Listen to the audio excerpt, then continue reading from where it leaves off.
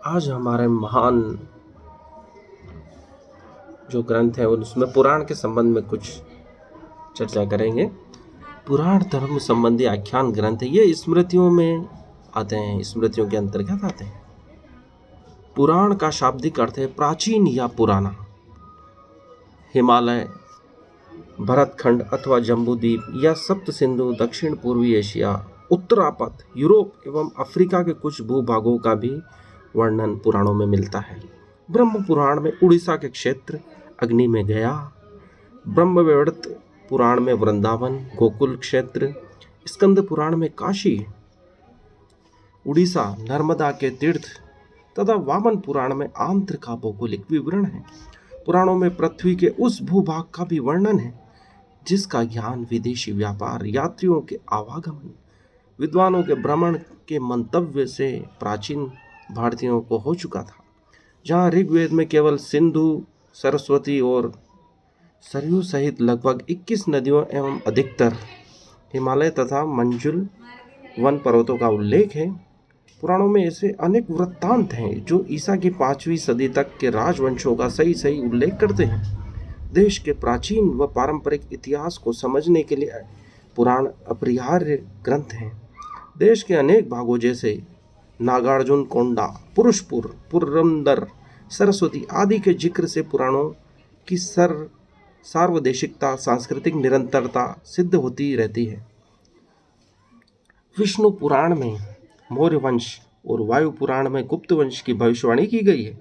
इनमें कुछ उन राजवंशों का भी उल्लेख है जो महाभारत काल के कौरव पांडव के 2000 वर्ष पहले हुए थे।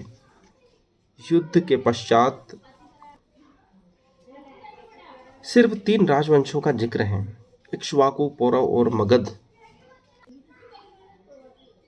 अर्जुन की 6ठी पीढ़ी के अधिसिंह कृष्ण तक का पुराणों में उल्लेख मिलता है।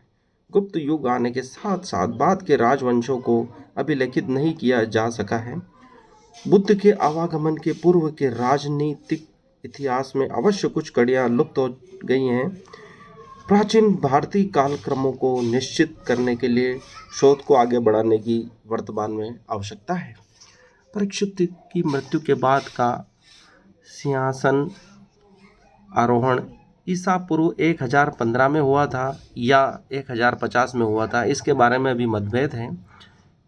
इसके बारे में शोध की अत्यंत आवश्यकता है। कथन है कि नंद वंश और आंध्र वंश में 836 वर्षों का अंतराल था।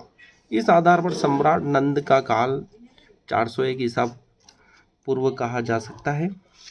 राजनीतिक इतिहास के अलावा पुराण ग्रंथ भारत के प्राचीन काल की आर्थिक सामाजिक स्थिति का चित्र मुस्लिम वर्ग के आने के आवागमन से पहले तक बहुत ही ईमानदारी से प्रस्तुत करते हैं। मत्स्य पुराण से राजतंत्र, उत्तराधिकार, सम्राट के अधिकार व दायित्वों का तो विवरण मिलता ही है। उसके साथ साथ उसके अमात्य, मंत्री व अधिकारियों के कार्य विभाजन का भी ज्ञान प्राप्त होता है। अमेरिका के बर्कले स्थित कैलिफोर्निया विश्वविद्यालय में संस्कृत के एक प्रोफेसर जो प्राचीन भारतीय इतिहास, पौराणिक आख्यानों व दंत कथाओं के बहुत ही विशेषज्ञ माने जाते हैं, उन्होंने रामायण की कथाओं पर भी अनेक अन्वेषण किए हैं। उनके अनुसार हनुमान पहले पर्वतों को उठाकर लाए थे, फिर उड़कर उसको वही स्थान पर रख आए भी थे। इसके लिए उन्हें 660 किलोमीटर प्रति घंटा की गति से उड़ान भरी थी। जमदेशपुर के निकट स्वर्ण रेखा नदी के पास घाट शिला की एक पहाड़ी का चित्र भी एक लेखक ने, इतिहासवेत्ता ने प्रकाशित किया था, एरिक डेनिकन जिसे कहा जाता है, जिसमें कहा जाता है कि पांडवों के उस रथ के पहिए के निशान बहुत दूर तक हैं जब वह उड़कर आकाश में चला गया था। अर्थात पांडव रथ के द्वारा आकाश मार्ग की यात्रा कर रहे थे। उस समय का वर्णन उस चित्र में मिलता है जो जमशेदपुर की एक पहाड़ी पर चित्रित किया गया है। अर्थात दूसरे लोक की यात्रा भी हमारे प्राचीन काल के निवासी किया करते थे। तो उस रथ के पहिए पहले तो बहुत दूर तक पृथ्वी पर मिले, उसके बाद वह अचानक आकाश में उड़ गया। उसके बाद के रथ के पहियों की चिन्ह नहीं मिल पाए, अर्थात वह गतिमान होता हुआ आकाश की ओर गमन कर गया। महाभारत, रामायण, पुराण आदि ग्रंथों में अन्य लोकों में बसे हुए नगरों का भी वर्णन मिलता है। महाभारत में अर्जुन की इंद्रलोक की यात्रा का भी वर्णन है। पुराण मात्र धर्म ग्रंथ ही नहीं है, बल्कि इनमें इतिहास, भूगोल, दर्शन, गणित, कला आदि विषयों का ज्ञान प्राप्त होता है। ये सभी विषय उसमें समाहित हैं। अतः इनके समुचित अध्ययन, अन्वेषण के माध्यम से ही इनकी बिखरी हुई कड़ियों को पुनः जोड़ा जा सकता है। अर्थात पुराण हमारा इतिहास है, ये कोई मात्र कथाएं नहीं हैं।